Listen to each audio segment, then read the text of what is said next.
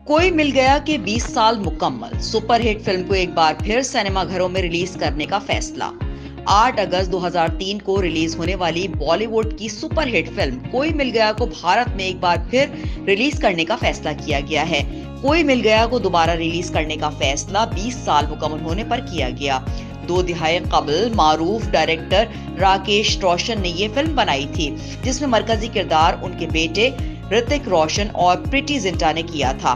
Film में दीगर किरदारों में रेखा, रजत बेदी और प्रेम चोपड़ा शामिल थे, जबकि कई चाइल्ड आर्टिस्ट भी फिल्म का हिस्सा थे। डायरेक्टर राकेश रोशन ने इस हवाले से भारतीय मीडिया को दिए गए इंटरव्यू में कहा कि ये फिल्म एक बार फिर 4 अगस्त को भारत के 30 शहरों के सिनेमा घरों में रिलीज हो रही है। उन्होंने बताया कि फिल्म को रिलीज करने का मकसद नई नस्ल को जादू से मुतारिफ कराना है, जबकि वालिदैन खुद भी इसे देखकर अपनी 20 साल पुरानी यादें ताजा करेंगे।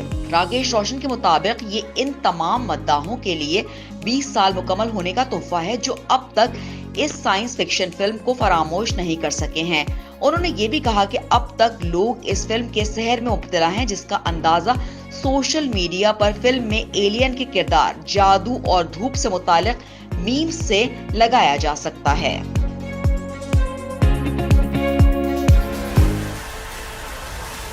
Star news